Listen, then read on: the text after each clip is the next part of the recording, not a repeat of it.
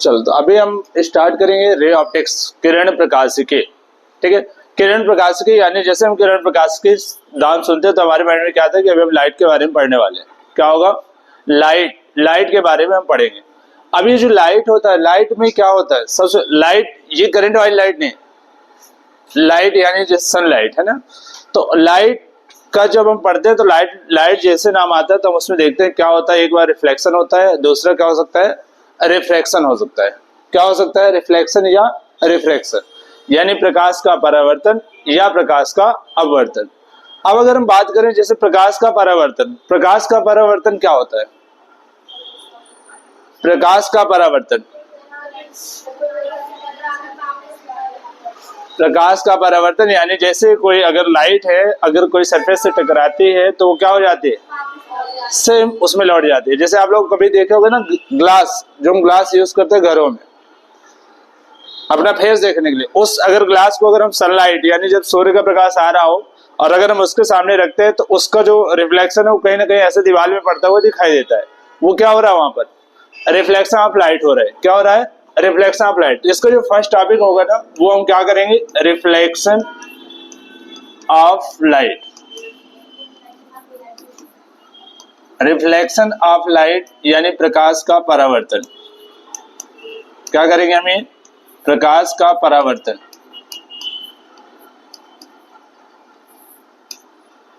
ये होगा तो रिफ्लेक्शन ऑफ लाइट यानी क्या हो जाएगा यहां पर? प्रकाश का परावर्तन।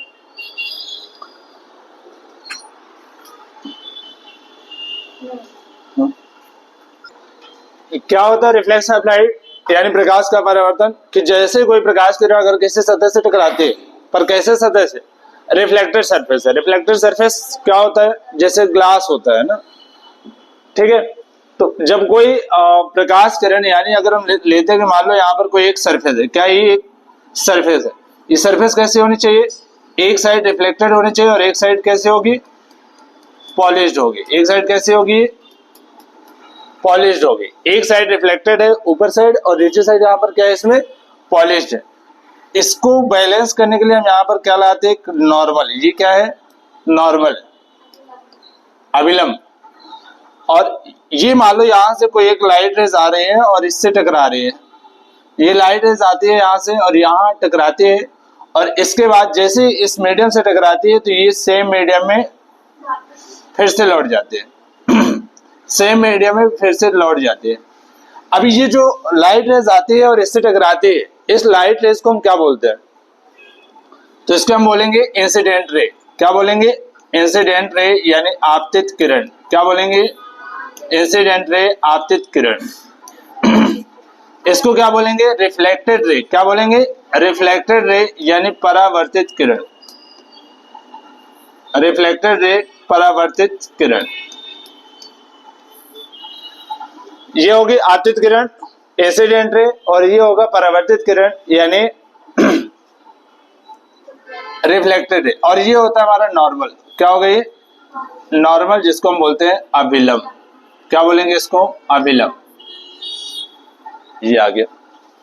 यानी हम यहां से क्या समझते हैं? प्रकाश का परावर्तन की डेफिनेशन तो हमको यहीं से समझ में आ रही है। क्या समझ में आ रहा है?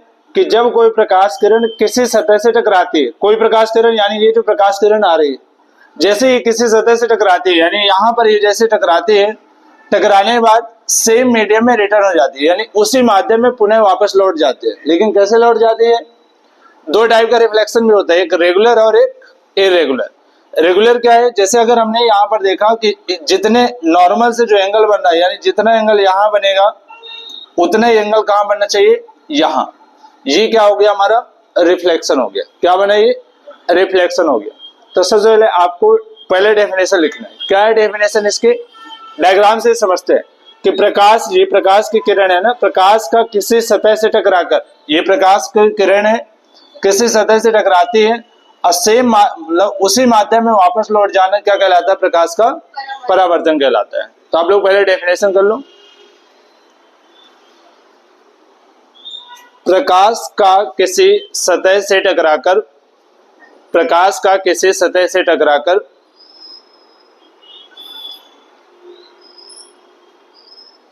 उसी माध्यम में वापस लौटना प्रकाश का किसी सतह से टकराकर उसी माध्यम में वापस लौटना प्रकाश का परावर्तन कहलाता है। प्रकाश का परावर्तन कहलाता है।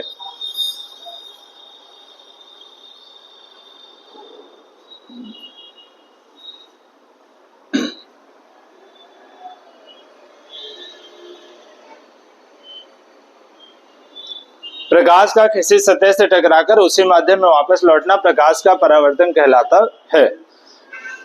यही सेम चीज लिखे जो हमने डायग्राम में बनाया कि ये प्रकाश की किरण है, किसी सतह से टकराई, ये एक सतह है, इससे टकराकर सेम उसी माध्यम में रिटर्न हो गई, यानी हमने इसको क्या बोला, प्रकाश का परावर्तन है। क्या है? प्रकाश का परावर्तन है। क्लियर है?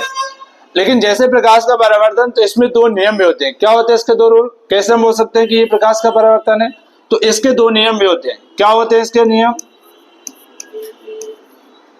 दोनों नियम हमको कहां दिख रहे हैं? डायग्राम में। यानी अगर प्रकाश का परावर्तन हम पढ़ रहे हैं, उसके लिए अगर हमने इस डायग्राम को बना लिया, इसको अगर हमने समझ लिया, तो इसमें इसके रूल्स भी हैं और इसमें ही इसकी डेफिनेशन भी है।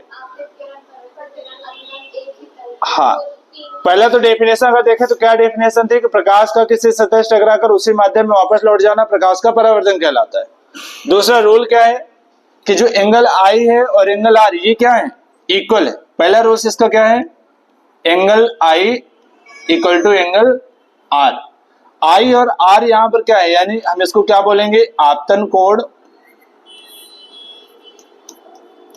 इक्वल टू परावर्तन कोण। आपतन कोण इक्वल टू परावर्तन कोण।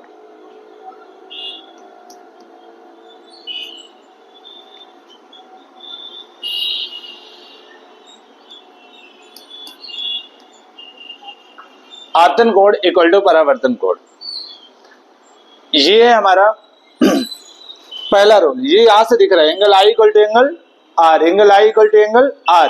और ये एंगल आई जो है, ये क्या है? आपतित किरण से बनने वाला कोण आपतन कोण, और परावर्तित किरण से बनने वाला कोण परावर्तन कोण। यानी आर परावर्तन कोण है और आई आपतन कोण है। तो angle I equal to angle r, यानी आपतन कोण इक्वल टू परावर्तन कोण। आपतन कोण का मान सदैव परावर्तन कोण के बराबर होता है। ये पढ़ते हैं ना, आपतन कोण का मान सदैव परावर्तन कोण के बराबर होता है, यानी आपतन कोण इक्वल टू परावर्तन कोण। दूसरा नियम इसका क्या है?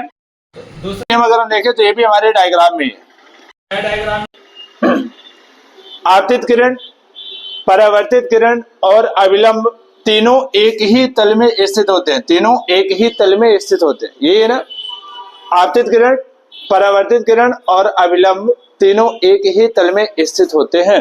ये है ना, यानी incident ray, reflected ray and normal all lie in the same plane. ये ना, incident ray, reflected ray and normal all lie in the same plane. तो यहां पर अगर हम देखें तो ये क्या है? आपतित किरण,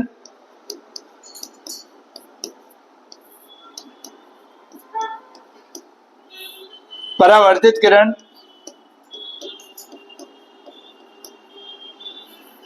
परावर्तित किरण और अविलंब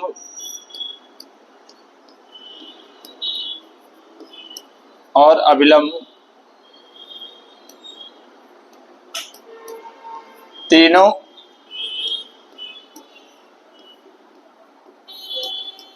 एक ही तल में स्थित होते हैं। तीनों एक ही तल में स्थित होते हैं।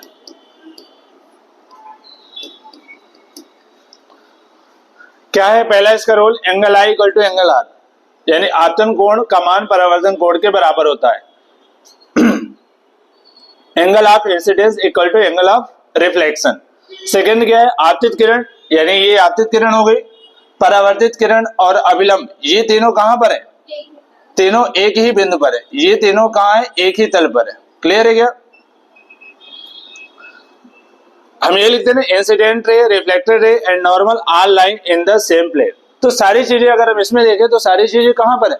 केवल अगर आपसे ये डायग्राम बन जाता है, ये डायग्राम अगर हमने समझ लिया, इस डायग्राम में इसकी डेफिनेशन भी है और रूल्स भी। डेफिनेशन आप सब लोग कर लिए। आप कि कोई प्रकाश किरण अगर किसी सतह से टकराती है तो उसी माध्यम में वापस लौट जाती है, यानी हम इसको क्या बोले? प्रकाश का परावर्तन। पहला rule angle I equal to angle r, यानी ये आपतन कोण और परावर्तन कोण क्या होंगे? बराबर होंगे। दूसरा रूल, आपतित किरण, परावर्तित किरण और अभिलंब तीनों एक ही तल में स्थित होते हैं। क्लियर है क्या? तो ये हो गया हमारा प्रकाश का परावर्तन। अब जब प्रकाश का परावर्तन होता है तो मुझे बताओ प्रकाश का परावर्तन होता किसमें? जब प्रकाश का परावर्तन होगा तो किसमें होगा? क्या वो सिंपल ग्लास में भी हो सकता है या फिर जो ग्लास दर्पण टाइप में होता है उसमें होगा? केवल दर्पण में होगा। जैसे ग्लास तो ये भी लगा है, लेकिन क्या इस ग्लास में रिफ्लेक्शन हो सकता है? नहीं हो सकता। क्यों नहीं होगा? क्योंकि इसमें एक साइड पॉलिश नहीं है। यानी रिफ्लेक्शन सिर्फ किसमें होगा? जिसकी एक सरफेस रिफ्लेक्टेड हो और दूसरी सरफेस क्या हो? पॉलिश्ड हो, तभी तो रिफ्लेक्शन होगा। अगर मालूम है अगर हम इसमें लाइट को फोकस करते हैं तो क्या हो गई? क्रॉस कर जाएगी। क्या ये रिफ्लेक्ट होके रिटर्न आएगी? नहीं आएगी। तो रिफ्लेक्शन के लिए हमको कैसा मीडियम चाहिए? एक मीडियम रिफ्लेक्टेड हो और दूसरा मीडियम कैसा हो? पॉलिश्ड हो। क्लियर है? तो ये सारी चीजें प्रकाश का परावर्तन हमने यहां तक कर लिया है। अब जैसे प्रकाश का परावर्तन आता है, प्रकाश के परावर्तन के बाद इसमें नेक्स्ट टॉपिक क्या आएगा? दर्पण। क्या आएगा? दर्पण यानी मिरर। क्या आ जाएगा यहाँ पर? मिरर यानी दर्पण। चलो तो हम आते हैं नेक्स्ट टॉपिक में।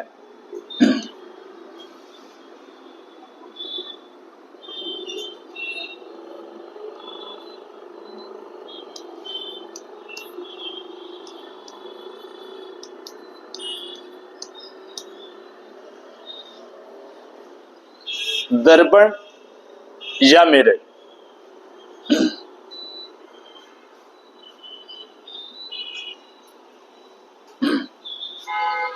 ये क्या होते हैं दर्पण या मिरर? नहीं पता, घर जाके दिखाओगे। हाँ, आईना होता है दर्पण। तो उसके तो कुछ डेफिनेशन भी तो होगी, कैसे हम उसको पहचाने कि वो दर्पण है। हाँ हाँ, यानी दर्पण हम कैसे बोल सकते हैं कि जिसकी एक सतह कैसी हो? परावर्तक सतह हो और दूसरी सतह कैसी हो? पॉलिश हो। और वो मतलब अगर पूरे सरफेस की बात करें तो पूरा सरफेस कैसा होगा? अपारदर्शी होगा। क्या अगर हम जब ग्लास लेते हैं तो क्या एक साइड से दूसरी साइड देख पाते हैं? नहीं देख पाएंगे। हम उसको क्या अपारदर्शी होगा? क्यों होगा अपारदर्शी? क्योंकि हम एक साइड से दूसरी साइड उसको नहीं देख पाएंगे। तो अगर हम बात करें यहाँ पर दर्पण, दर्पण की डेफिनेशन क्या हो सकते हैं? तो लिखेंगे एक ऐसी सतह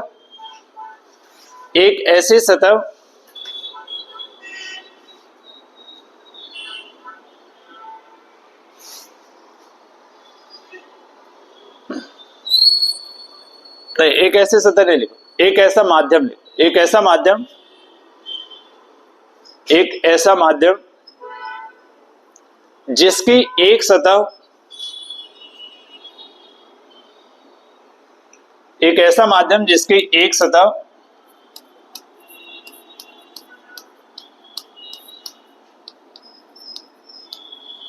एक ऐसा माध्यम जिसकी एक सतह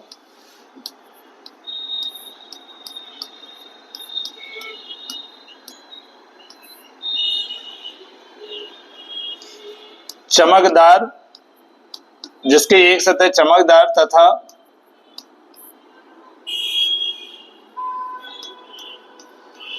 दूसरी सतह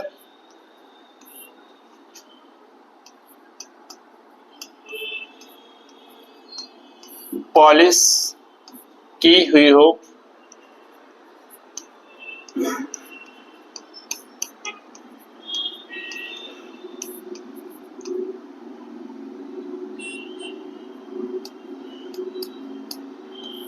दर्पण कहलाता है।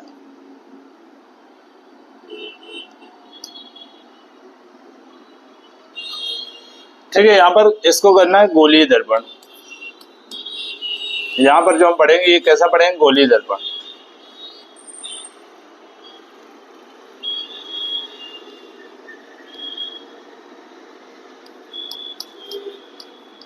स्फेरिकल मिरर, एक ऐसा माध्यम जिसकी एक सतह चमकदार तथा दूसरी सतह पॉलिश की हुई हो, क्या कहलाएगा? दर्पण कहलाता है। क्या कहलाता है? दर्पण कहलाता है। अब ये जो गोलीय दर्पण है ये कितने टाइप का होता है? गोलीय दर्पण कितने टाइप का होता है? कितने? दो प्रकार का, अवितल दर्पण और उत्तल दर्पण। एक और दर्पण होता है जिसको बोलते हैं समतल दर्पण। क्या बोलते हैं? एक समतल दर्पण। अब ये गोली दर्पण, मान लो गोली दर्पण क्या हो सकता है? जैसे मान लो मैंने ये बनाया, क्या ये गोली दर्पण है? क्या ये गोली दर्पण है या नहीं?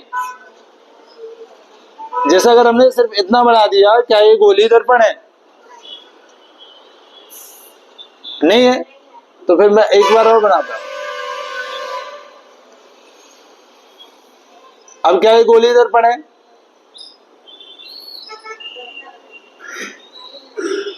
ये भी नहीं है। तो कैसे होगा? मान लो अगर मैंने इसको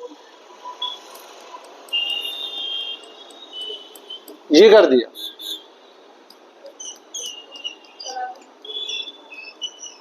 और ये कर दिया, अब ये पॉलिश कर दिया, क्या ये गोली दर्पण? अब देखो, जो गोली दर्पण दो प्रकार के होते हैं, उसमें हम क्या करते हैं, गोला लेते हैं और उसको हमने दो पार्ट में कट कर दिया, ये कट कर दिया। जैसे हम इसको दो पार्ट में कट करते हैं तो हमारे पास क्या निकल के आते हैं? दो दर्पण निकल के आते हैं। क्या निकल के आते हैं?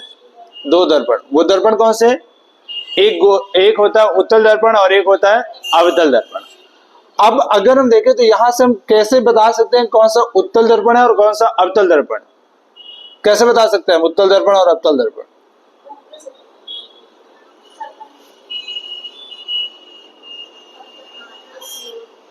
इसको हम कैसे बता दीजिए? हमने एक गोली सरफेस लिया, गोली माध्यम में, इसको हमने दो पार्ट में कट किया, एक हमने ये पार्ट अलग किया और एक हमने ये पार्ट अलग किया। जब हम दो पार्ट अलग करते हैं, इस दो पार्ट में क्या होता है? एक सतह हमारी ये हो गई और एक सतह ये हो गई। इसमें अब ये दो पार्ट में हो गए। हम पढ़ते हैं गोली दर्पण जो है वो दो प्रकार के होते हैं। कितने टाइप के? दो प्रकार के, उत्तल दर्पण और अवतल दर्पण। अब यहां से अगर देखें तो हम इसको कैसे डिफाइन करें? क्या इसमें और इसमें कोई डिफरेंस है? क्या इस दर्पण और इस दर्पण में कोई डिफरेंस है? हाँ, इसमें और इसमें कोई डिफरेंस है? मुझे बताओ, इसमें और इसमें कोई डिफरेंस है क्या? नहीं। अब अगर मान लो इसमें अभी हमको कोई डिफरेंस नहीं दिख रहा, पर मान लो अगर मैं इसको ऐसा कर दूं, ये है इसी गोले का भाग, लेकिन अब हमने इसको ऐसा कर दिया, किसकी? ये साइड पॉलिश है। अब क्या? अब क्या कोई डिफरेंस है इन दोनों में? अब क्या इस मिरर में कोई डिफरेंस है इन दोनों में? क्या डिफरेंस है? ये उत्तल और अवतल तो है, पर कैसे? हम कहां से लेते हैं, कैसे हम पहचान पाते हैं कि उत्तल और अवतल है? इसके चमकदार सतह से। चमकदार यानी जो परावर्तक सतह है। परावर्तक सतह ये कैसी है? इसके जो परावर्तक सतह है वो कहाँ है? ये इसका मान लो गोले का सेंटर है, तो इसकी परावर्तक सतह कहाँ है? केंद्र की ओर है। इसकी परावर्तक सतह कहाँ है? केंद्र की ओर है। और पॉलिश सरफेस कहाँ है? केंद्र से बाहर। इसकी जो परावर्तक सतह है वो कहाँ है? केंद्र से बाहर की ओर। कहाँ है इसकी परावर्तक सतह? केंद्र से बाहर की ओर। यानी हम इसको क्या बोल सकते हैं कि ये हमारा जिसकी परावर्तक सतह केंद्र की ओर हो वो कौन सा दर्पण होगा? वो कैसा होगा? अरे ये होगा अवतल, और ये कैसा होगा?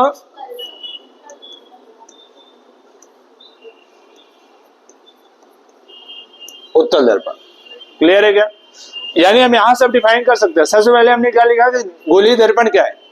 एक ऐसा माध्यम जिसकी एक सतह चमकदार तथा दूसरी सतह पॉलिश की हुई हो, क्या कहलाएगा? दर्पण कहलाएगा। क्या ये इसको वेरीफाई कर रहा? मान लो अगर हमने सिर्फ इतना पार्ट लिया, क्या ये इस डेफिनेशन को वेरीफाई कर रहा है कि ये गोली दर्पण है?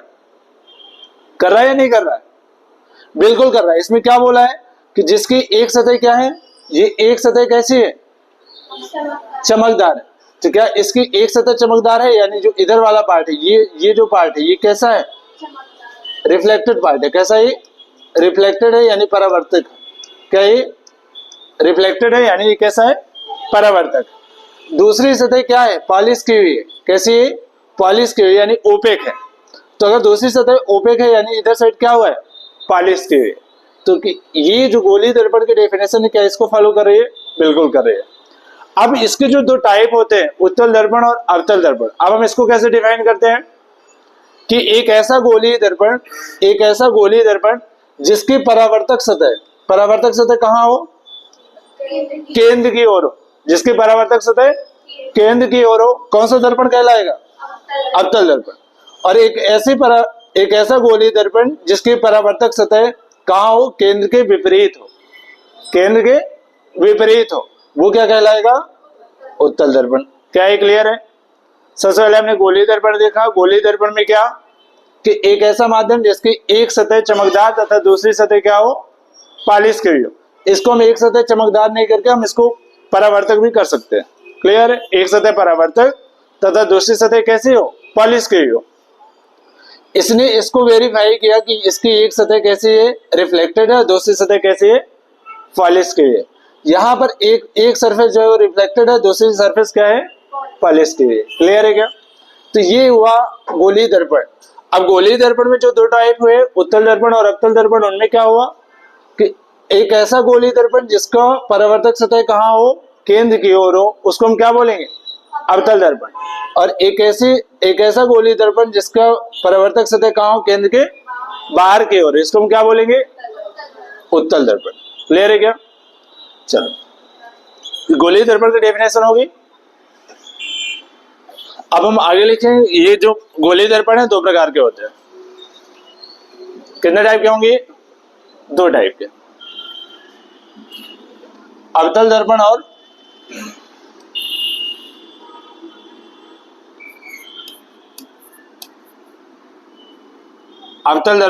उत्तल दर्पण। सबसे फर्स्ट में हम बात करेंगे अवतल दर्पण की।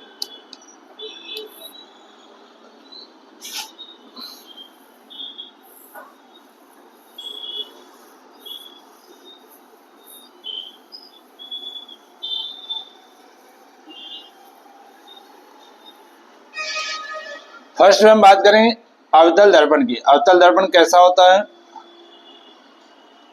इसकी एक सरफेस क्या हो गई? पॉलिश्ड, और दूसरी सरफेस क्या हो गई? रिफ्लेक्टेड। ये क्या है? हमारा अवतल दर्पण है। कैसा दर्पण है? अवतल दर्पण है। तो ये अवतल दर्पण लिखो। अवतल दर्पण में क्या होगा? एक ऐसा गोलीय दर्पण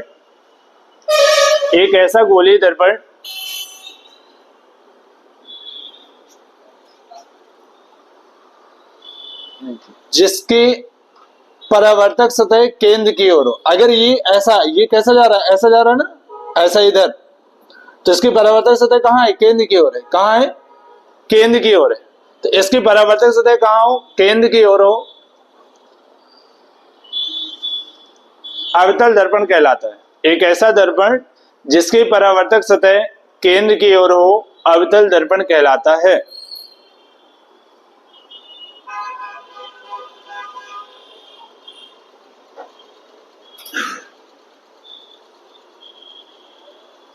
अब अवतल दर्पण कैसा प्रतिबिंब बनाता है?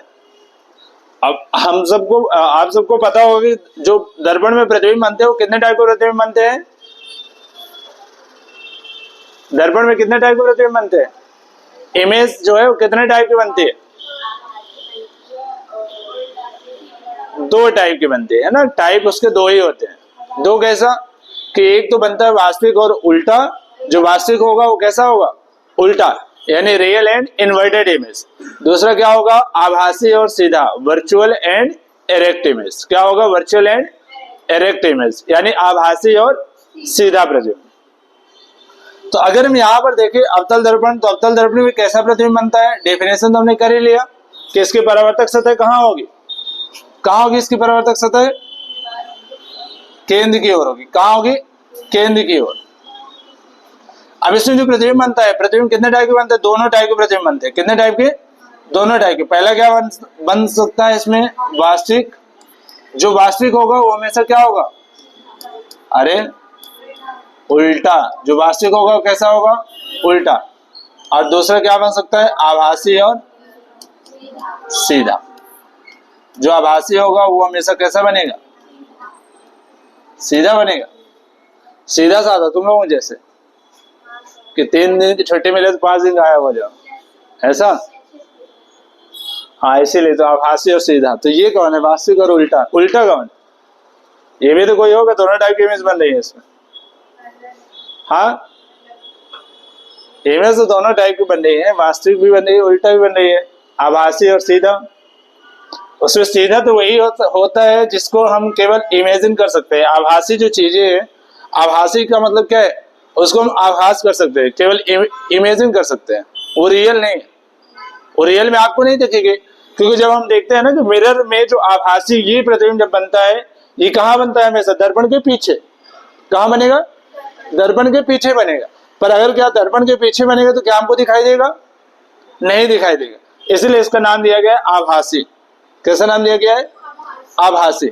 और सीधा क्यों, क्योंकि अगर हम ये सोच रहे हैं, हमारे माइंड में अगर ये सेट है कि मान लो ये ग्लास है और इसके पीछे अगर इमेज बन रही है, तो हम क्या सोचेंगे कि उधर जाके उल्टा बनेगी, क्या नहीं बनेगी, यानी जैसे हम है सामने वैसे ही बनेगी।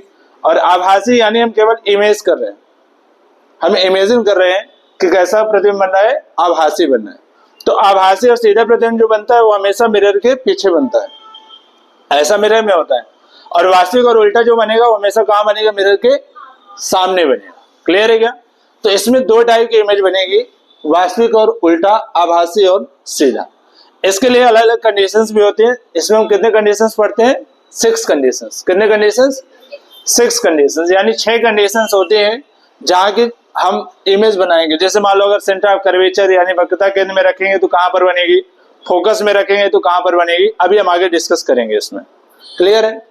तो अवतल दर्पण क्या हुआ कि एक ऐसा गोलीय दर्पण जिसकी परावर्तक सतह कहां हो, केंद्र की ओर हो, क्या कहलाएगा, अवतल दर्पण कहलाएगा। और इसमें जो प्रतिबिंब बनने वाले हैं कैसा बनेगा, वास्तविक और उल्टा, और आभासी और सीधा। क्लियर है क्या। चलो अब नेक्स्ट में आएंगे और नेक्स्ट करेंगे उत्तल दर्पण। क्या करेंगे, उत्तल दर्पण। अच्छा इसका मुझे बताओ रैखिक आवर्धन कितना होता है, इसका रैखिक आवर्धन कितना होता है। हाँ याद नहीं है, इसका रैखिक आवर्धन ऐसा फिक्स नहीं है ना, कुछ भी हो सकता है। रैखिक आवर्धन यानी फिक्स किसका है, तो अगर हम देखें तो समतल दर्पण का है। किसका है, समतल दर्पण, जो प्लेन मिरर होता है जिसको हम घरों में यूज करते हैं, उसका क्या होता है, रैखिक आवर्धन +1 होता है। ये आपको याद रखना। अभी मैं समतल दर्पण से रिलेटेड आपको 4 पॉइंट करवाऊंगा, वो 4 पॉइंट आपको याद रखना ही रखना है कि क्या क्या हो सकता है। उन्हीं 4, अगर समतल दर्पण से अगर क्वेश्चन आएगा तो केवल उन्हीं 4 पॉइंट से आता है, और आया भी है, कई बार आया है। तो 4 पॉइंट उसमें करवाऊंगा, 4 पॉइंट में से ही क्वेश्चन आएगा, बाकी और समतल दर्पण से कुछ नहीं पूछेगा आप लोगों से। तो नेक्स्ट जो हम करेंगे वो क्या है हमारा, क्या करेंगे, उत्तल दर्पण। ये क्या होता है, क्या होगा उत्तल दर्पण, क्या वैसे बना दूं मैं,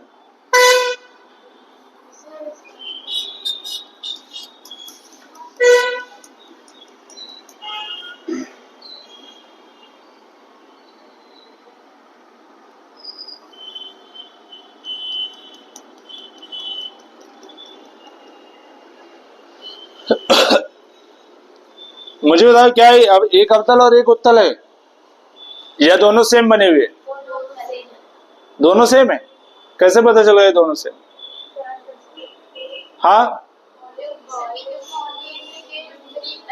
हाँ, यानी ये अगर चाहे ऐसा बना दे या फिर ऐसा बना दे, ये दोनों क्या है, उत्तल दर्पण है। क्यों उत्तल दर्पण है, क्योंकि इनकी जो परावर्तक सतह है, परावर्तक सतह ये है, इसकी परावर्तक सतह कहाँ है, ये दोनों किस कहाँ है, बाहर की ओर कहाँ है, जबकि इसका सेंटर जो होगा वो सेंटर कहाँ होगा, यहाँ होगा। दोनों में परावर्तक सतह कहाँ है, बाहर की ओर है। तो इसको हम क्या बोलेंगे कि दोनों ये क्या है, उत्तल दर्पण है। ये क्या है, दोनों उत्तल दर्पण है। पर खैर हम अभी जो एक्सपेरिमेंट करने वाले हैं वो इस पे करने वाले हैं। ये तो क्या करना है आप लोगों को, उत्तल दर्पण लिखना है, एक ऐसा गोलीय दर्पण, एक ऐसा गोलीय दर्पण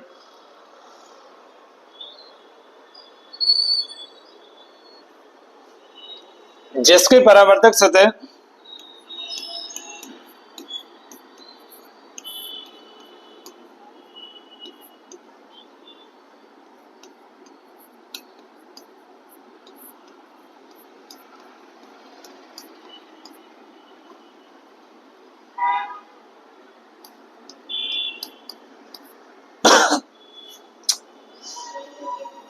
जिसके परावर्तक सतह केंद्र से विपरीत हो,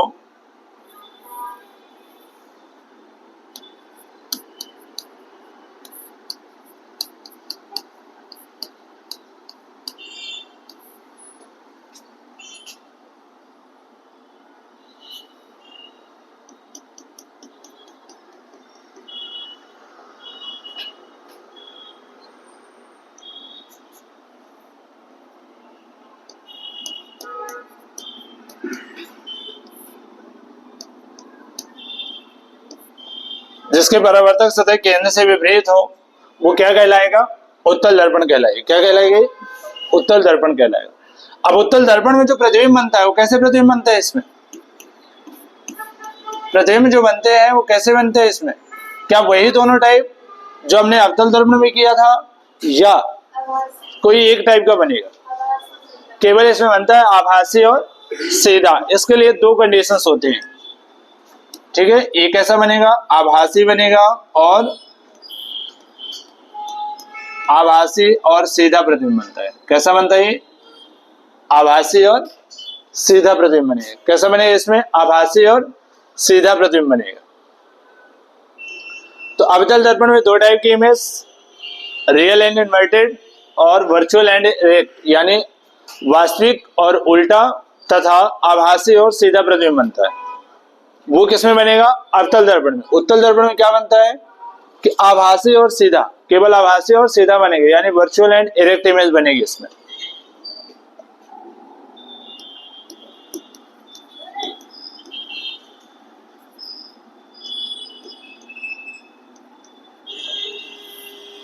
वर्चुअल एंड इरेक्ट इमेज इसमें बनने वाली है। तो क्या यहां तक क्लियर हुआ? क्या यहां तक क्लियर हो गया? हमने क्या किया?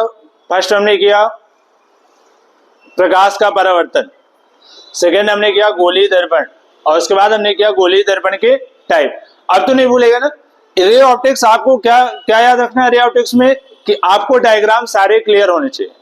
डायग्राम अगर क्लियर होता जाएगा, ये सारे इसका जो चैप्टर है ज्यादा मोस्टली डायग्राम पर डिपेंड। जैसे अभी हमने डायग्राम बनाया, पहले हमने प्रकाश का परावर्तन बनाया। प्रकाश का परावर्तन की डेफिनेशन, उसके दोनों नियम कहां पर थे? केवल डायग्राम में थे, वहीं से उठाया ना। इसका जब हम गोलीय दर्पण में आते हैं तो गोलीय दर्पण का हमने जैसे डायग्राम बनाया तो उसकी जो डेफिनेशन है, उसके जो टाइप है और टाइप का भी जो डेफिनेशन है वो सब किस में दिख रहा है? हमको डायग्राम में दिख रहा है। कहां पर दिख रहा है? डायग्राम। अभी जैसे मैंने ये लिखवाया कि आभासी और सीधा प्रतिबिंब बनता है, ये भी अभी आगे इसका भी डायग्राम मिलेगा आप लोगों को जब हम करेंगे इमेज फॉर्मेशन रूल, यानी प्रतिबिंब बनाने के नियम, कहां पर ऑब्जेक्ट को रखने से कैसा प्रतिबिंब बनता है। जब ये करेंगे तो ये क्या आएगा? Image formation rule. क्लियर है क्या? तो ये आ गया हमारा उत्तल दर्पण। इसके बाद आप लोगों को करना है मिरर फार्मूला, दर्पण सूत्र। इसके बाद हम करेंगे नेक्स्ट मिरर फार्मूला, दर्पण सूत्र।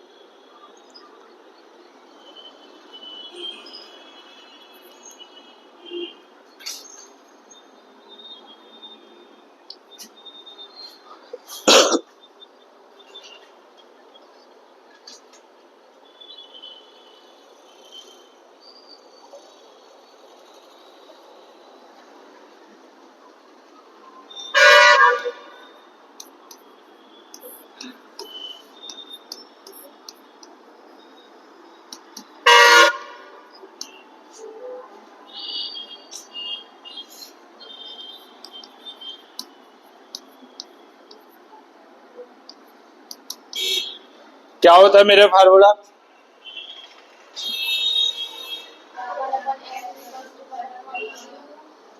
One upon f equal to one upon b plus one upon you.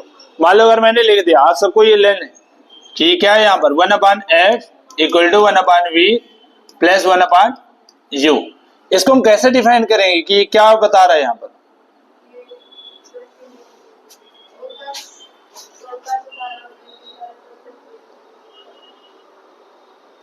यानी एक ऐसा सूत्र जो फोकस दूरी, प्रतिबिंब की दूरी और वस्तु की दूरी में संबंध बताता है, उसको हम क्या बोलते हैं? दर्पण सूत्र। यानी एफ यहां पर क्या है? फोकल लेंथ, यानी हम इसको बोलेंगे फोकस दूरी। क्या है यहां पर? फोकस दूरी। सेकेंड वी क्या है? प्रतिबिंब की दूरी।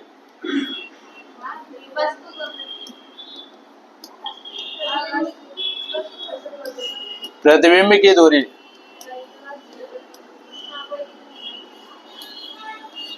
और यू क्या है? Object distance.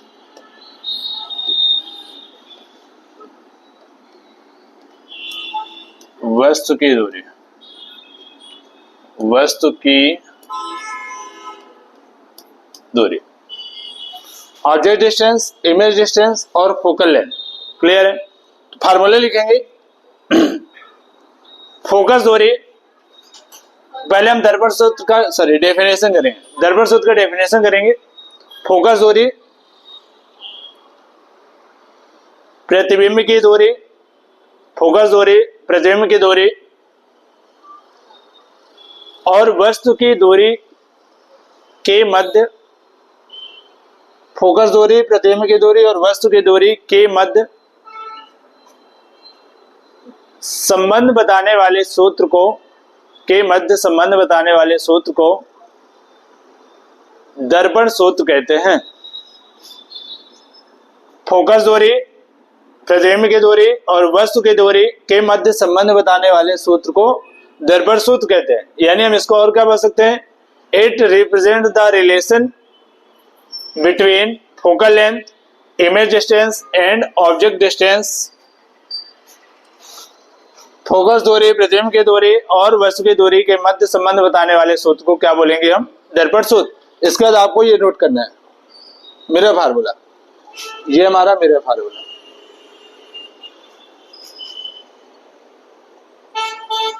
और आप लोगों को ये भी तीनों नोट करना है।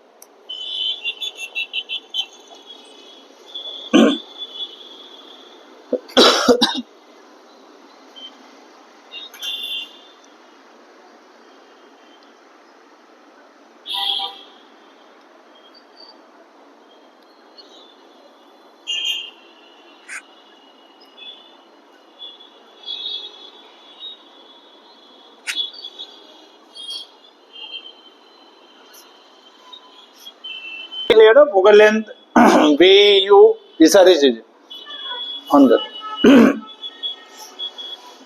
अब अगर हमने ये कर लिया दर्पण सूत्र है ना, बिना फार्मूला हमने कर लिया F=1/V + 1/U। क्या हम क्वेश्चन अगर सॉल्व करेंगे तो इससे हमारा आंसर आ जाएगा? मान लो अगर हमको F की वैल्यू गिवन है, U की वैल्यू गिवन है, V फाइंड करना है, या फिर VU गिवन है, F फाइंड करना है, या फिर FV गिवन है, U फाइंड करना है, तो क्या अगर हम यहाँ पर डायरेक्ट वैल्यू रखें तो क्या हमारा आंसर आ जाएगा? आएगा, लेकिन और इसमें क्या यूज करना पड़ेगा? साइन कन्वेंशन, चिन्ह परिपाटी। आप लोग पढ़े हो ना? बिना साइन कन्वेंशन यानी विदाउट साइन कन्वेंशन अगर आप लोग इसको करोगे तो करेक्ट आंसर नहीं आएगा। क्या होगा? अब हम इसमें क्या करते हैं? चिन्ह परिपाटी यानी साइन कन्वेंशन, और बिना साइन कन्वेंशन के अगर हम इसको करेंगे तो इसका आंसर नहीं आएगा। तो सबसे पहले इस फार्मूले को यूज करने से पहले हमको क्या करना है? साइन कन्वेंशन, चिन्ह परिपाटी। क्या पढ़ेंगे? साइन कन्वेंशन या चिन्ह परिपाटी। क्लियर है? तो नेक्स्ट आप लोगों को टॉपिक करना, उसके कई सारे रूल्स भी होते हैं, पर हमको रूल्स पे नहीं जाना। जो भी चीजें हम करेंगे इसमें सारी चीजें हम कहां पर करेंगे? डायग्राम बेस पे। आपको केवल क्या सेट करना है माइंड में? डायग्राम। अभी तक अगर हम कितने किए हैं? पहला हमने किया प्रकाश का परावर्तन। अगर बताओ मुझे, मैं अगर यहाँ पर डायग्राम बना दूं तो आप लोग उसके डेफिनेशन और रूल्स बता सकते हो? बता सकते हो या नहीं? इसके बाद हमने किया गोलीय दर्पण। गोलीय दर्पण के दोनों टाइप। तो क्या अगर हम यहाँ पर डायग्राम बना दे तो क्या आप लोग उसको डिफाइन कर सकते हो प्रॉपर? क्लियर है? अगर मैं इस फार्मूले को यहाँ पर लिख दिया तो क्या हम इसके डेफिनेशन को लिख सकते हैं कि फोकस दूरी, प्रतिबिंब की दूरी और वस्तु की दूरी के मध्य संबंध बताने वाले सूत्र को हम क्या बोलते हैं? दर्पण सूत्र। तो आपको चीजें रटना नहीं, यहाँ पर केवल किससे करना है? डायग्राम या फार्मूले से। हालांकि इसमें ज्यादा फार्मूले तो है नहीं, मैक्सिमम चीज जो है मोस्टली वो यहाँ पर किसमें डिपेंड करेंगी? केवल डायग्राम पर। तो हमारे जो नेक्स्ट टॉपिक करेंगे वो हम करेंगे चिन्ह परिपाटी।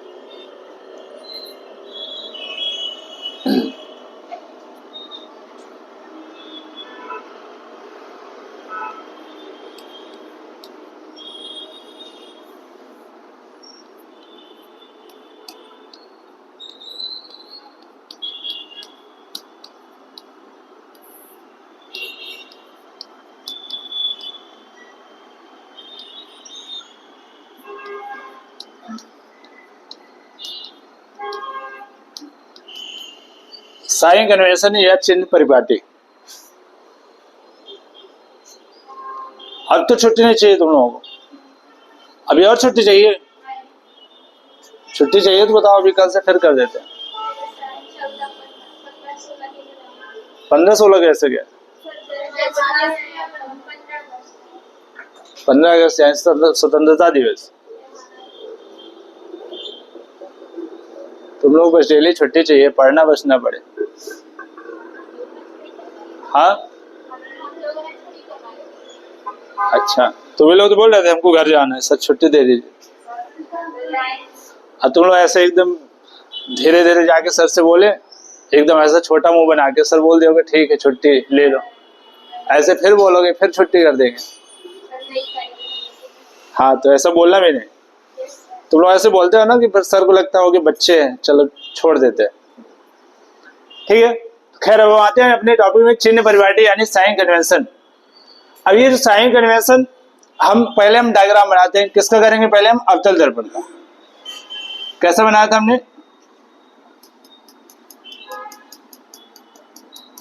ये किया, इसमें हम एक यहां पर इसके, ये हमने एक लाइन लिया, इस लाइन को क्या बोलते हैं, प्रिंसिपल एक्सिस यानी मुख्य अक्ष। ये लाइन क्या होगी, प्रिंसिपल एक्सिस या मुख्य अक्ष। इस मिरर को जहां पर ये प्रिंसिपल एक्सिस यानी मुख्य अक्ष दो पार्ट में डिवाइड करता है, इसको हम क्या बोलेंगे, पोल। इसको क्या बोलेंगे, पोल। यहां इस पॉइंट को हम क्या बोलेंगे, पोल।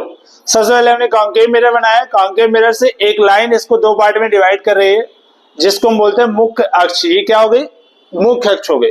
और ये मुख्य अक्ष जहां पर इसको क्रॉस कर रही है, कट कर रही है, वहां पर हम इसको क्या बोलेंगे, पोल। ये पी है, पी से क्या होगा, पोल होगा। पोल यानी ध्रुव। इसके लेफ्ट साइड में जब आते हैं, लेफ्ट साइड में हमारे पास यहाँ पर क्या होगा, फोकस होता है। क्या होगा, फोकस होगा। और जितनी यहाँ पोल से फोकस तक डिस्टेंस है, उतने ही डिस्टेंस पर यहाँ पर क्या हो गई, सेंटर ऑफ कर्वेचर। क्या हो गई, सेंटर ऑफ कर्वेचर यानी वक्रता केंद्र। ये क्या है, त्रिज्या नहीं, वक्रता केंद्र है। अभी ये त्रिज्या तो इसकी डिस्टेंस हो गई, ये क्या हुआ, वक्रता केंद्र हो गया। सबसे पहले हमने बनाया पोल, जो मिरर का जो मिड पॉइंट होगा उसको हम बोलेंगे पोल यानी ध्रुव। फिर एफ होगा फोकस, और फिर सी होगा सेंटर ऑफ कर्वेचर यानी वक्रता केंद्र। क्लियर है। अब यहां पर और किस चीज की नीड होगी, तो नीड है हमारे पास ऑब्जेक्ट की। ऑब्जेक्ट तो खैर इसमें हम कहीं भी रख सकते हैं। मान लो अगर हम एज्यूम करते हैं कि हमने यहां पर रखा, हम ऐसा एज्यूम कर रहे हैं ना, ये हमारा क्या है, ऑब्जेक्ट है यानी वस्तु है। अगर ऑब्जेक्ट हम यहां रखते हैं तो हमारा मान लो हमने लिया कि प्रतिबिंब कहां पर बन रहा है, यहां पर बन रहा है। कहां बन रहा है,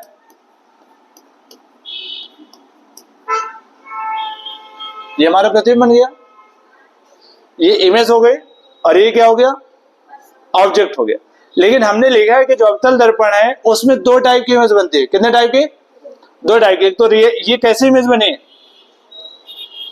ये कैसी है, लाइन के नीचे यानी उल्टा है, और जब उल्टा है तो कैसे होगी, वास्तविक होगी। तो वास्तविक और उल्टा है। अब अगर हमको वर्चुअल एंड डायरेक्ट बनाना है, तो वर्चुअल एंड डायरेक्ट के लिए हम ऑब्जेक्ट को कहां रखते हैं, यहां रखते हैं, फोकस और पोल के बीच में। लेकिन ऑब्जेक्ट अभी हमारे यहाँ है, और अगर हम इसको फोकस और पोल के बीच में रखते हैं तो हमारी जो इमेज है वो कहां बन जाती है, यहाँ पर। तो हम एक इमेज यहाँ पर बना रहे हैं, ये मैं आपको बताऊंगा कि कहां पर रखने पर ऑब्जेक्ट कैसी इमेज बनेगी। अभी हम केवल ये साइन कन्वेंशन के लिए बना रहे हैं। किसके लिए बना रहे हैं, साइन कन्वेंशन के लिए। साइन कन्वेंशन में ये होगा। अभी ऐसा कुछ नहीं है कि हम ऑब्जेक्ट को यहाँ रखेंगे तो इमेज यहाँ, इसके तो सही है कि ऑब्जेक्ट को यहाँ रखने पर इमेज यहाँ बनेगी, लेकिन इसके लिए भी हमने ऑब्जेक्ट को नहीं रखा है। अभी हम केवल ऐसा एज्यूम कर रहे हैं क्योंकि हमको साइन कन्वेंशन समझना है। तो दो टाइप की इमेज हो गई। पहला कैसी इमेज है, वास्तविक और उल्टा। दूसरी ये कैसी इमेज है, आभासी और सीधा। अब मुझे बताओ, जो ये फोकस होगा, फोकस और पोल के जो बीच की डिस्टेंस होगी, ये क्या होगी, स्मॉल एफ होगी। पोल और सेंटर ऑफ कर्वेचर तक की जो डिस्टेंस होगी, ये क्या होगी, आर होगी। पोल से ऑब्जेक्ट तक की जो डिस्टेंस होगी, ये क्या होगी, यू होगी। पोल से इमेज तक की जो डिस्टेंस होगी, ये क्या होगी, वी होगी। और यहां पर भी जो पोल से इमेज तक की जो डिस्टेंस होगी, वो क्या होगी, वी होगी। क्योंकि यही है ना, पोल से इमेज तक की डिस्टेंस क्या होगी, वी। ये ऑब्जेक्ट की हाइट को हम क्या लेंगे, एच ओ, और इमेज की हाइट को क्या लेंगे, एच आई। और एक इमेज यहां पर भी है, इसकी भी हाइट हम क्या लेंगे, एच आई। ये सारी चीजें हो गई। अब हम थोड़ा सा इसके कुछ पहले अगर हम देखें तो इसको हम क्या लिखेंगे यहाँ पर, ये पहला हमारे पास क्या है, पहला हम डिस्टेंस क्या लेते हैं, जो P से F तक की डिस्टेंस होगी उसको हम क्या लिखेंगे, P से F तक की डिस्टेंस क्या होगी, फोकल लेंथ। P से C तक की डिस्टेंस क्या होगी, देख के बताओ, R। पोल से ऑब्जेक्ट तक की डिस्टेंस क्या होगी, मैं ऑब्जेक्ट को O लिख रहा हूं ना, पोल से ऑब्जेक्ट तक की डिस्टेंस क्या होगी, U। पोल से इमेज तक की डिस्टेंस क्या होगी, V होगी। और क्या हमारे पास, height of object. Height of object को हम क्या लेंगे, HO। क्या लेंगे, हाइट ऑफ ऑब्जेक्ट को हम क्या लेने वाले हैं, HO। और इमेज को हम क्या लेंगे, क्या लेंगे इसको, HI।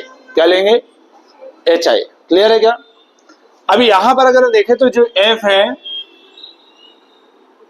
पहला तो अगर हम देखें ये P क्या है, तो P हमारे पास, P से होगा पोल, यानी क्या हो जाएगी, ध्रुव होगा। क्या होगा, ध्रुव होगा। F क्या है यहां पर, F क्या है, फोकस। F क्या है, C क्या है,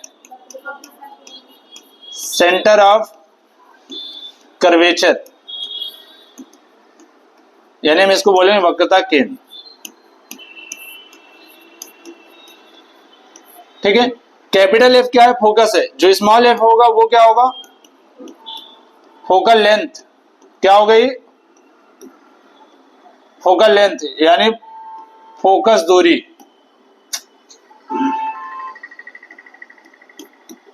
क्या हो गई, फोकस दूरी। एक और है हमारे पास कैपिटल R। ये कैपिटल R क्या है, रेडियस ऑफ कर्वेचर। क्या है, रेडियस ऑफ कर्वेचर। क्या होगा ये, वक्रता। क्या हो गए, वक्रता त्रिज्या। क्या है, वक्रता त्रिज्या। और भी है क्या कुछ यहां पर, HI। HI तो हमने लिख लिया क्या है, प्रतिबिंब की ऊंचाई। क्या हो गई, प्रतिबिंब की ऊंचाई, हाइट ऑफ एन इमेज। और HO क्या है, वस्तु की ऊंचाई,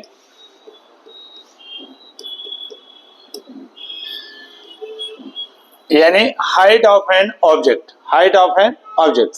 तो पहले तो आप लोग ये डायग्राम कर लो, ये सारी चीजें ये कर लो, फिर एक टेबल बनाना है इसके बाद। पहले ये कर लो, याद देखना आप लोग कैसे बनाना है। पहले ये सारी चीजें लिख लोगे, ये एक बार लिखना है आपको, इसको मैं अलग से कॉन्वेक्स में नहीं करवाऊंगा। तो आप लोग कैसे करो, पहले तो चाहो तो ये लिख लो, ये पूरा ये लिख लिए, और ये लिख लो। पहले एक ऊपर वाले उसमें फ्रंट, एक साइड ये लिख लो, एक साइड ये लिख लो। उसके बाद नीचे आप लोगों को क्या करना है, उसके बाद नीचे जब हम बनाएंगे तो इधर हम एक टेबल बनाएंगे। क्या बनाएंगे, एक टेबल। और उसके राइट साइड में एक डायग्राम ये होगा, दूसरा डायग्राम अभी हम और बनाएंगे, किसके लिए, कॉन्वेक्स मिरर के लिए। किसके लिए बनाएंगे, कॉन्वेक्स मिरर के लिए। क्लियर है क्या। तो पहले आप लोग ये और ये नोट कर लो, अभी डायग्राम मत बनाओ चाहो।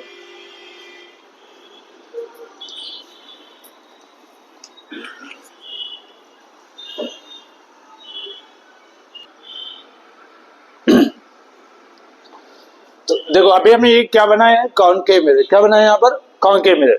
यहां से P से F तक की जो डिस्टेंस होगी वो क्या है हमारे पास, F। P से C यानी C को अगर हम देखें तो पहले तो हम यहां समझ लेते हैं। यहाँ पर जो P है वो क्या है, पोल है यानी ध्रुव। F focus, C centre of curvature वक्रता केंद्र, small f focal length focus दूरी। आपको ये कैपिटल F और स्मॉल f ध्यान रखना है। फिर आता है capital R, radius of curvature यानी वक्रता त्रिज्या। HI प्रतिबिंब की ऊंचाई, और HO यानी वस्तु की ऊंचाई। क्लियर है। अब अगर हम यहां पर देखें तो ये P से जो F होगी वो डिस्टेंस क्या होगी, P से F तक की डिस्टेंस क्या होगी, F होगी। P से C तक की डिस्टेंस क्या होगी, R। P से O यानी पोल टू ऑब्जेक्ट डिस्टेंस क्या होगा, पोल टू ऑब्जेक्ट डिस्टेंस, ये क्या होगा, U। Pole to image, image यहाँ पर दो बार है, एक तो वर्चुअल रियल एंड इन्वर्टेड है जो कि यहाँ पर हमने भी लिया है, और एक है वर्चुअल एंड डायरेक्ट जो कि हमने भी यहाँ पर भी लिया है। हाइट ऑफ ऑब्जेक्ट क्या होगा, HO, और हाइट ऑफ एन इमेज क्या होगा, HI। क्लियर है। चलो अब हम आते हैं इसके साइन कन्वेंशन में, कैसे बनाएंगे साइन कन्वेंशन देखते हैं।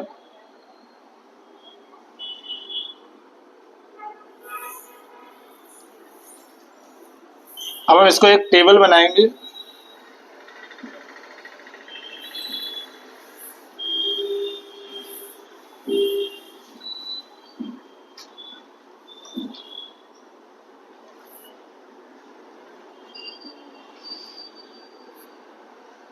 इतना ही बना था ना।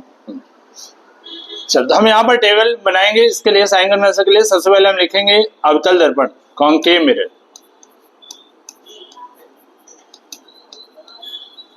अवतल दर्पण, और एक साइड हम फिर बना लेंगे कॉन्वेक्स मिरर। अभी हम कॉन्केव की ही बात करते हैं, पर हम टेबल दोनों के एक साथ बनाएंगे।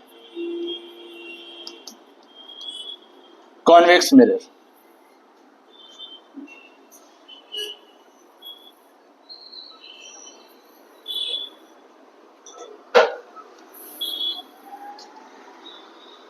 कॉन्केव मिरर में जो दो टाइप की इमेज बनती है। कितने टाइप की बनती है, दो टाइप की।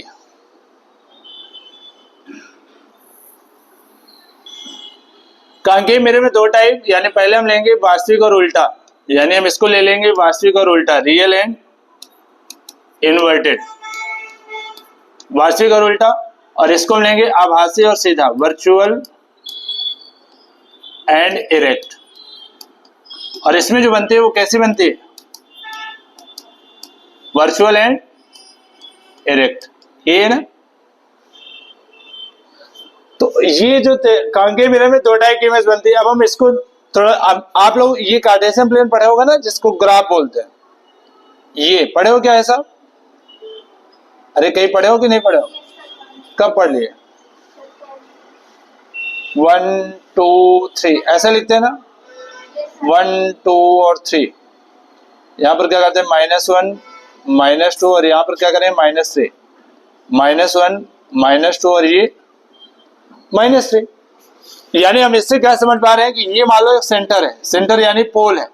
पोल से जब हम राइट साइड जाएंगे तो ये कैसी लाइन बनेगी, पॉजिटिव। क्या बनेगा, जब ऊपर की ओर जाएंगे तो पॉजिटिव, जब लेफ्ट में आएंगे तो नेगेटिव, और जब नीचे डाउनवर्ड जाएंगे तो नेगेटिव। क्या ये क्लियर है? अब अगर हम सबसे पहले इसमें है कितनी चीजें हैं, क्या क्या दिख रहा है, तो पहले हमको क्या दिख रहा है, U। क्या दिख रहा है, U। दूसरा क्या है, पहले हम इसको क्या कर लेंगे, U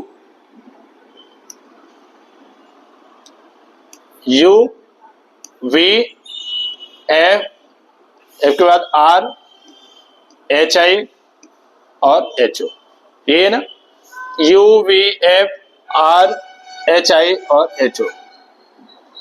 अब हम अगर इसमें आते हैं तो होगा क्या, ये देख लेते हैं। मुझे बताओ U कहां जा रहा है, U की डायरेक्शन किधर है? ऑब्जेक्ट हमने एक ही बार लिखा है, U कहां है, U की डायरेक्शन यहां से यहां आ रही है। कहां आ रही है, यहां से यहां। बताओ मुझे क्या होगा अगर इस डायरेक्शन में है, तो कौन से डायरेक्शन में जा रहा है, इधर जा रहा है। यानी पोल से किस डायरेक्शन में जा रहा है, अरे पोल से कहां जा रहा है, लेफ्ट में। कहां जा रहा है, लेफ्ट में। और जब लेफ्ट में जा रहा है तो लेफ्ट की लाइन क्या होती है, नेगेटिव होती है। क्या होगी, नेगेटिव होगी। जिसको हम क्या लिखेंगे, U नेगेटिव है। U is always negative. आपको क्या रखना है, क्या याद रखना है कि U जो है हमेशा कैसा होता है, नेगेटिव होता है। चाहे मिरर के लिए हो या फिर लेंस के लिए हो, आपको ये हमेशा याद रखना है। दूसरी चीज और क्या याद रखना है कि HO is always positive. HO क्या होगा, हमेशा पॉजिटिव होगा, चाहे वो मिरर के लिए हो या लेंस के लिए हो, सब के लिए, क्योंकि साइन कन्वेंशन हम लेंस में भी करेंगे।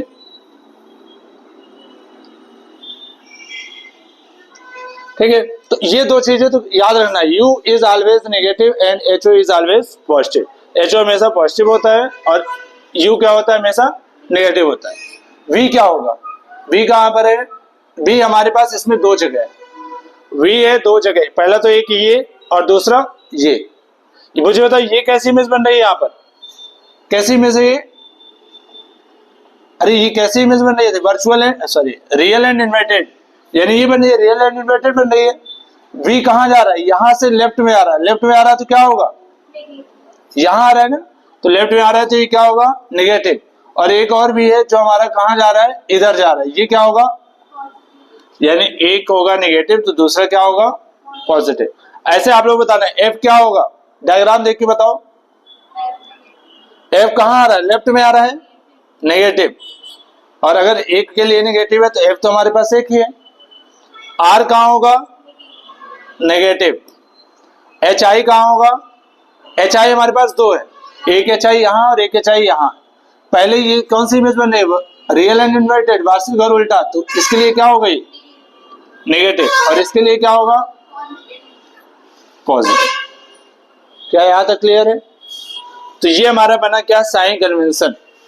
जब हम इसका यूज कहां पर करेंगे? जैसे मान लो अगर हमको u की वैल्यू गिवन है तो u को हम क्या रखेंगे? नेगेटिव। जैसे मान लो u इक्वल टू 10 सेंटीमीटर है तो हम क्या रखेंगे?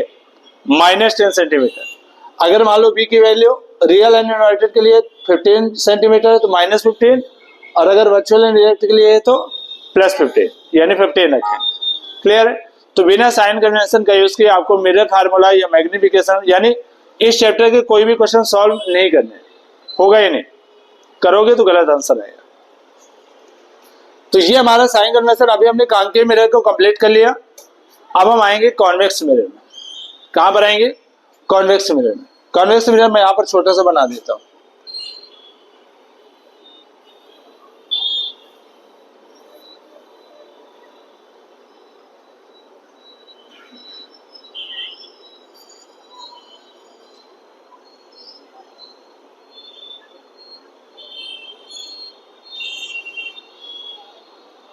ये तो कर लिए ना सब।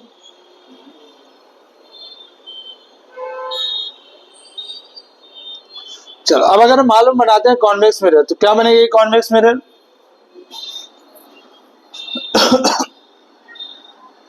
ये किया हमने। इसमें जो रिफ्लेक्टेड पार्ट है वो कहां होगा? सेंटर से विपरीत होगा, केंद्र के विपरीत होगा। एक प्रिंसिपल एक्सिस है जो कि इसमें भी प्रिंसिपल एक्सिस क्रॉस कर रहे थे, और इस पॉइंट को हम क्या बोलते हैं? पोल। इस पॉइंट को क्या बोलेंगे? इस पॉइंट को क्या बोलते हैं? पोल। अब इसका जो फोकस होगा, फोकस कहां पर होगा?